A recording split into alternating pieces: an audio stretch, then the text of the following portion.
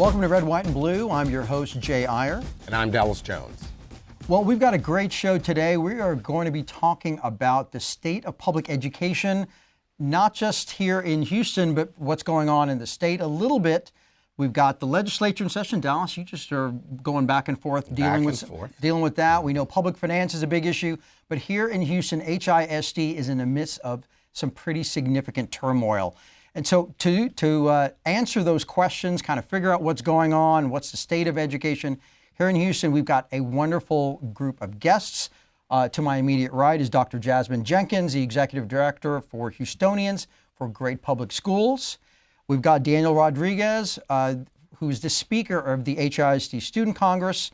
And Andy Canales is the Executive Director for Latinos for Education.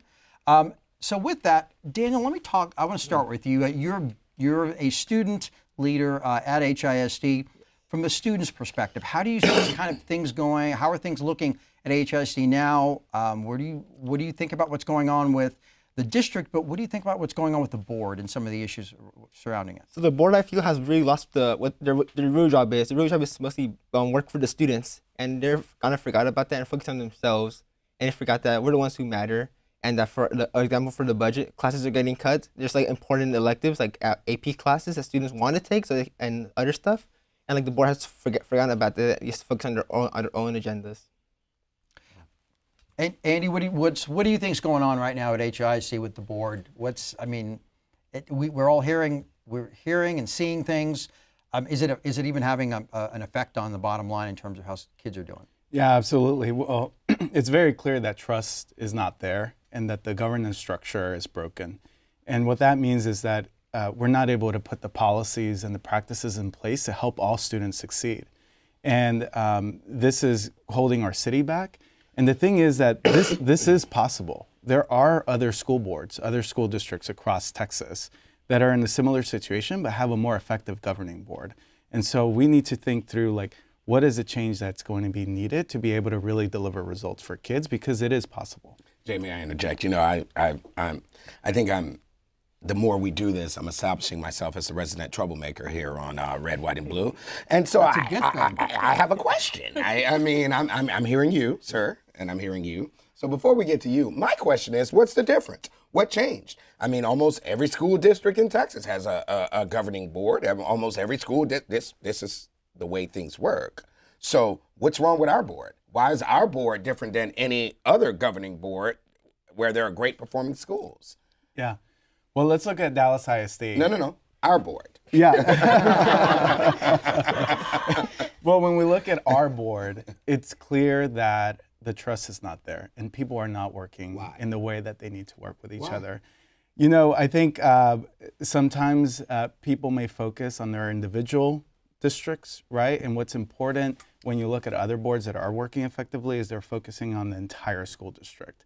And that is an important reminder for all of the trustees and for all of us, is that when we elect officials to the school board, they're not just going, they can't just address the outcomes for their students. They need to look at the whole district. Quick follow-up, Jay. Dr. Jenkins, do you think we need an at-large, we think we need a hybrid of an at-large system? At-large board members in addition to the district board members? I'm glad that you asked me that question, because what I wanted to follow up with on what Andy was saying, that sometimes it is a structural issue, right? We have 9 single-member districts, and often in that type of structure, it's difficult to get 9 folks who are all on the same page and who can work as a cohesive body. However, I don't think we should get caught up in the specific structure. It's possible that an at-large mixed system could help the system as it is, but it's also possible that we could have 9 at-large elected folks who are each interested in protecting institutions over protecting children, who are each interested in their own political agendas, who are each interested in contracts, and we still run into the same problems, the same issues. And to answer your earlier question, what's happening in Houston isn't necessarily unique to Houston. We've seen breakdowns in governance in other places in Texas and other places in the country, but sadly, this is the situation where we find ourselves right now, where we have folks who are really not on the same page, and even those who occasionally coalesce around particular issues seem to be much more interested in focusing on adult issues rather than on kids. Well, let's talk about this because I'll carry on the troublemaker nod here from Dallas and ask this question because I think it's an important one to ask. Does governance even matter? You brought up Dallas ISD. HISD is a better performing district than Dallas ISD. The governor mentioned, and the trend line is actually continuing that way. San Antonio ISD, HISD is a better district, higher performance all across the board. So why does governance even matter? Is it just that these guys are doing fine despite the board, or do boards even matter? Should we care so much? Boards definitely matter. They set the policy. They choose the person in charge to direct the entire school district, the superintendent. And so it is really, board governance is essential, right? It's what sets the tone for the entire school district. Now, you mentioned the other school districts and how they're performing compared to Houston ISD. And yes, there are things that are going well in Houston ISD, right? So at least 150 schools received an A or a B in the latest TEA ratings. We have at least 85 schools that are high poverty, yet high performing. But when you compare that performance to other school districts, namely Dallas ISD, which is in a very similar situation, you see Dallas ISD outperforming. Now, they've had governance issues as well, but they've also had trustees that have been able to come together. And so, yes, governance does matter, and we see that evident in other school districts. I'm so confused. I mean, all of you are so much smarter than me. Is it structure or in governance, or is it people? Is it the people on the school board, or do we need a new structure? I mean, people are watching this show because they want information, right? So we can go back and forth. Is it people or is it governance? So I feel like the people on the school board right now, they're not really focusing on the main objective, which was out of the mouth of young people. Yes, exactly. Their job isn't just for them to part of their job is to like make policy, all that, but also who's the main subject of all of this is for the students. They forget that, okay, even though you have turmoil, get over it and then make it better for the students so they can learn. It's get over like all your turmoil, like just get over it. Like there's no reason for y'all to be fighting, and there's like no what's the prize exactly? That's an excellent point, and I think one of the struggles that we have in electing school board members is the fact that it's a low information, low turnout election. We have school board elections in odd years. 2017 is the first year that we saw that there were no other municipal elections in Houston. Voter turnout was somewhere between 6 and 9% of eligible voters. That's correct. Right? And so we have a situation where sometimes folks who are focused on broader political issues and even folks who have really good intentions are unable to come together and focus on kids. So how do you solve the problem? I mean, to Dallas's point, it's not structure. It sounds like it's personality. Is it just a mix of these current members on the board, or is it do we need a new board? Do we need a restart? Do we need a redo of this? Do we system? need a state takeover? Do we need a state takeover? Yeah. Andy, I'll let you start with that one. Thank you. You know, I think we elect these people to the school board, right? And so we get the democracy that we deserve. And unfortunately, there isn't a lot of turnout in these elections. But I think what we have to do is long term, we have to put the systems in place to recruit, develop, and prepare more people to run for public office and for these school boards. These are unpaid positions. So how many of us can take time from our job to run for a school board? That already limits the pool of people that can run. So if we as a society are interested in having really great representation on these school boards, we have to invest in the structures that are going to actually produce these candidates to run for school board. And these are the type of efforts that we have seen in other districts like Dallas that have been going on for a much longer time, where we're actually recruiting, developing, and supporting great folks to be on school board who are prepared to govern effectively, who have students at the center of their agenda. And so I think that we will see more of that here in Houston as time goes on. Thankfully, we do get an opportunity to get a new board every 2 years. We do have elections. And so those are coming up in November. So whether or not the state decides to take any action, either way, we're going to have an election in November. And we as the people of Houston have an opportunity to right this ship. And also, like, back to about what you're talking about having like trustees that they should focus on the whole district as a broad. I feel like trustees in my school, in my district for energy, they're really she's really not focusing on all for the whole district. She's focusing exactly on her district, the southeast side. and I'm really focusing like there could be good schools there, like magnet schools. She's against it. I can't recall, but it was like magnet schools are a good program. I've been to magnet schools since kindergarten, and like I feel like I feel like I have like an advantage, but I feel kids don't have that advantage sometimes because their parents aren't well informed that they can go to a school that they can excel better, they can get better resources, and also like focus on a specific objective or subject. And that's the criticism, right? So the criticism is that we currently have a situation where board members are jockeying for their individual districts as opposed to what is good for the greatest of HISD. Now, what I will also say is that we find ourselves in the spirit of a real conversation amidst a board that is also has some racial divides happening in how they govern.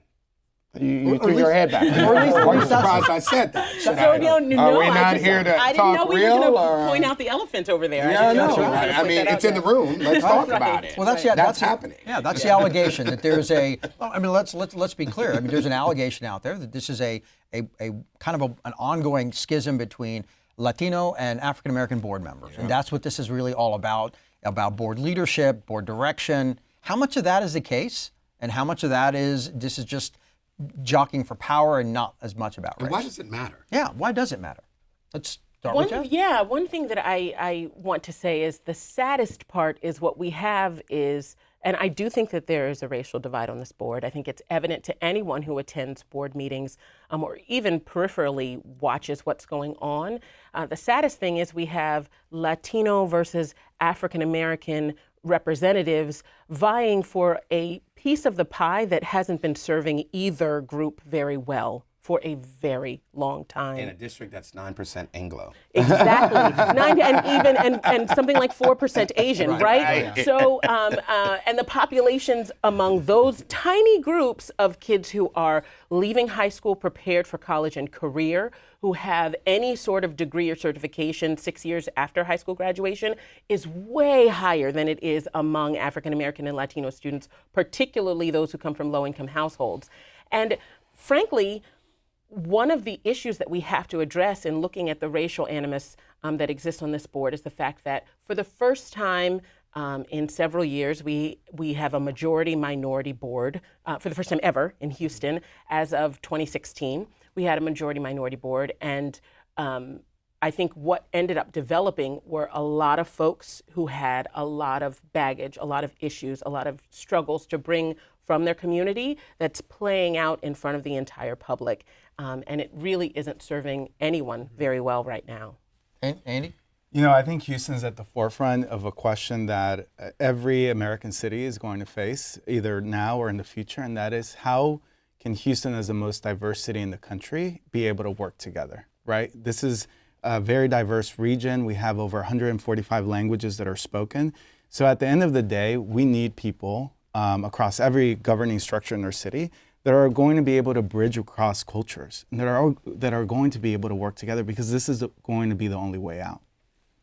Well, look, we've seen two big issues that popped up, right? We know one, that the TEA is looking at investigating violations of the Open Meetings Act, about illegal meeting that potentially took place, to fire Grenita Lathan. There was an underlying sort of racial element there. At least that was the accusation. And then the other part is we've got 4 schools that are on the cusp of triggering a state takeover. So what do you think is going to happen on that? Will the state of Texas take over HISD? Or maybe a better question is, should they take over HISD? Jay, I want to jump in here just because I think that It's your turn. Semantics matter. Semantics matter. Semantics matter. Yeah, that's why I said And so I don't think it's necessarily fair if we're looking at the actions that the state can take. There's a lot of language talking about a state takeover, but really we're talking about the commissioner appointing local managers to replace the board. If anything, it's a takeover of the school board, but I don't think that the state is in the business of running school districts. My only hope is that if that were to happen, that the commissioner would choose the right individuals in the right space who can effectively govern. And that's a good clarification that this would be a takeover of the board, not a takeover of the ISD, not unlike the University of Houston has Board of Regents, Texas Southern University has Board of Regents, kind of a similar vein. Oh, hey, now, don't give an easy pat, Jay. She missed your last part. Should they? Thank you. Exactly. Thank you. Thank you, Dallas. It's like they didn't want to answer your question about the procurement that one week. Dallas Should is they? pressing with the hard questions. I'm not in the business of giving the governor advice. Certainly, I'm not on his payroll, and so I'm not just going to go ahead and offer that. But you certainly have thoughts, Doctor. I do. I do have thoughts. My first thought is, how do we best serve the children of Houston? And how do we contribute to this thriving and incredibly diverse city? And I think it would be a sad day for us to lose our democratically elected officials. That's something that I would certainly not want to see happen. At the same time, at the end of the day, I think that we need to protect children over institutions. You running for office? Daniel, Not at all. Let me ask you, 'cause You would should. from a student perspective, what would you think about it? So actually, AJ Crabbe reached out to me specifically about like what would we like if they were to take over, how would they like us to be Clarify who involved? that is, AJ Crabbe. He's a commissioner or the chairman, deputy Commissioner of the TEA. Yes. And he contacted student Congress directly, like, oh, if you were to take over, how would you like the students to be involved? And he gave me his number. He's like, oh, just contact me if you want anything else. Like, just contact us and we can like work something out for the students to be on with the TEA if they were to take over. But if they were to be take over, like, I don't really feel it might be like sad because the people who were elected or board members who were elected, they'll lose their position. But also it might end up being better, but nobody knows. But I feel like it might end up being better because there won't be any turmoil because their turmoil is gone because they're not serving it anymore. So it'll be better in my opinion. Like, not students' opinion, but like in my opinion. Okay. Good. Andy? I agree with Dr. Jenkins. You're not going to answer the question. I think You're not going to answer the question either. I think that, what I would like to underscore is that if there were to be a takeover, that there is representation of the many communities that are here in Houston, and that they have a voice at every stage of the process. And I think that is going to be really important, especially because it would be replacing a democratically elected body. And so who's going to serve on that board is going to be critical. Mike Morath, TA Commissioner. Your thoughts? In general, I think I have not had a ton of conversations with him. I have spoken with Deputy Commissioner Crable, and I think a lot of folks around the city have. I think Mike Morath's mystique is what gives him an advantage, because the truth is, despite the opinions that we're offering you, none of us really knows what's going to happen, and he keeps his cards very close to his chest. So. Fellow frat brother of yours, I believe. He is a fraternity brother. There we go. All right. So you might have more insight than we do. Well, I know the man. I wanted your thoughts. If you look at Commissioner Morath's track record from his time as a Dallas ISD school board member to now where he is, it's clear that he is focused on making sure that students are able to achieve. And I think he's pursued that from his time in Dallas. And I'm sure he has the best interests of kids as well. And I think a lot of us do. We may fall on different places of the spectrum of how to best go about that. But if you look at his track record, it's very clear that he's focused on making sure students have a great education. Let's talk about who I think is maybe the MVP of the district right now, in Dr. Grenita Lathan. Because no one has transformed the district. No one has gotten more kids more schools out of Aiyer than she has, at least in the history of this district. Now we're down to only 4 that are critical, 15 or so overall out of 284 schools. I'm curious what you think. Is the district thriving in spite of the board and because of her, or is it not? Is Dr. Lathan the reason, or are they thriving in spite of the board and the superintendent? We're throwing hardballs today. I know.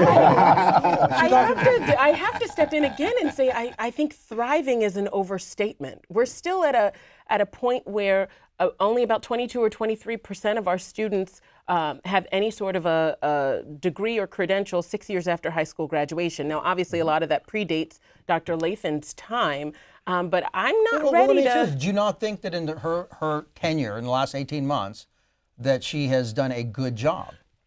Yes, and I'm glad that you phrased it that way, right? Because actually, the bar for improvement required, right? The bar for meeting state standards on these standardized tests is incredibly low, I agree. as proven by what happens for kids after high school. So I think that she has done her job in as much as she was hired to come in to move schools forward, to meet that very low bar. But I just struggle with the term thriving, in that our school district could be doing much better, perhaps with her, but that our current board is a barrier to actually moving kids forward in a meaningful way. And Go ahead. she's in a tricky position because anyone in that position needs a unified school board to be able to provide the cover, the direction, the vision for that person to succeed. And the freedom. And the freedom as well. I want to push back on that because you said a unified school board and you're dealing with politicians. Yeah. Right? No offense, Jay, and your former life, I know. Very former life. But my point is, you're dealing with politicians where none agree, typically. Sometimes they do, and they have personal political agendas. Where in this country is there a unified body of elected officials? How do so you put that as a solution, but how do you get there? Well, I'll point to Dallas ISD. But they certainly don't have a unified board. That would be a mistake to call it that. That's correct, but they've passed a number of reforms with enough votes on the body to be unified and to put a vision forward. Now, let me share this. Dallas ISD and Houston ISD in around 2014 had about the same number of improvement required schools, 44, 43. This most recent year, Dallas ISD had 4. Houston ISD had 22. Now, some of those got Harvey waivers.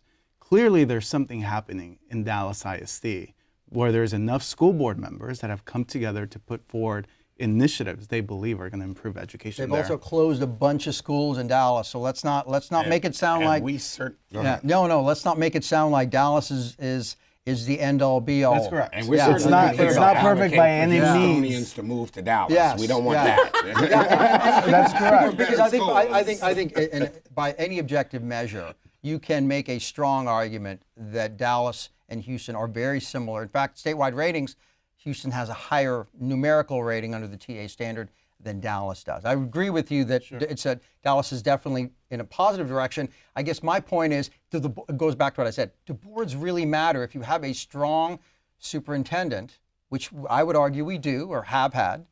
Does it But really can't keep. matter? But can't keep, right? I mean, they can keep keeping, and there's absolutely evidence to prove that the length of a superintendent's tenure, the stability in that Right. regard, does have a positive impact. And with this board, I mean, I That's think right. we're going Wow, right for this. Abe Sabedra, Terry Greer was there for a while. We've kept him in the past. Well, they In the fired. past. They So what fired. changed? Yeah, they fired and hired her back in a 48-hour period not too long ago. So. Exactly. But also, I feel like the schools there for like these state exams, STAR test, and all these other exams, the schools are like over testing these children. Like my little brother, he's in elementary, he's in 5th grade, and like almost like a week he has Snapshot test every week, Snapshot test every week, another test. And who's it by? The school district. It's either paper or it's online. But these school districts is also like making these students like test a whole lot just so they can get their test scores up. But they think instead of like why not teach them? Just teach them the test and not teach them the actual knowledge, because they're not reaching all of these TEKs, all the points they're supposed to reach, all the academic points they're supposed to reach. They're skipping some, or they're like not reaching or not getting to their goal because they're focusing only on getting the kids to improve, and they forget like they're kids. They need to also learn material, not just memorize the answer. We don't have a lot of time. Real quick, what do you hope to get from the legislature this year in terms of public education? Where Jay mentioned earlier, we're in session. I literally just drove in from Austin. It's getting hot and heavy. What do you expect? I would start with early childhood education. All of the research shows it's incredibly important for kids to access pre-K for their brain development. A few years ago, there was a state senator where she was arguing with another state senator, about allocating more funding for public pre-K. She said, I don't understand what's the big deal. I didn't go to pre-K. I turned out to be a state senator. I'm fine. If that mentality can shift in the state legislature and we can allocate more dollars for pre-K, that would be a win. Universal pre-K. Absolutely. Gotcha. Absolutely, more money and better targeted funds for teacher pipelines, teacher retention. and a better system of being able to keep people in education as a profession. Daniel, we're going to give you the last word. What do you hope to see out of HISD, the Texas legislature, as it comes to schools? We had our student congress general meeting this past Saturday. The thing, most thing on students' mind is school safety. But on mine is school finance. But like students are like worried about their safety. A lot of like some schools have taken it to the extreme of their protocol. Some schools like haven't even changed. Like Lamar, they have a pretty weak protocol they're not following, and like schools like law enforcement have like pretty strict ones. So like there should be some kind of thing that like some baseline that these schools have to follow, and also school finance, because we need more classes, we need certifications, things of that nature, and also teachers to get paid more, because teachers work more long hours grading papers. And it's like not just like their 8 to 5 jobs, also they're like 5 to 2 in the morning just staying up grading papers, and you get paid for that extra time they work. So less testing, gun safety, and obviously more money in our schools. Yes. We need all those things. Cool. All right, well, Jasmine, I'm going to give you the last word here because we got a few more seconds here. What do you want to see what happened at HISD? What do you want to see happen? What I want to see is a renewed focus on student outcomes, a laser focus on equity in terms of serving kids who have been underserved for far too long, and a board that can actually agree what day it is. Oh, very good. Went out with a boom. There we go. Well, this has been a great show. Dallas, I feel like if we spent another 15 more minutes, we could have solved the entirety of this problem here. Well, education is... I'm kidding, of course. We've got great complexity. We've got some wonderful guests. Jasmine, Daniel, and Andy, thanks you guys so much for coming. It was a great show. Join us next week again here on Red, White, and Blue. We'll be back talking more public affairs, public policy.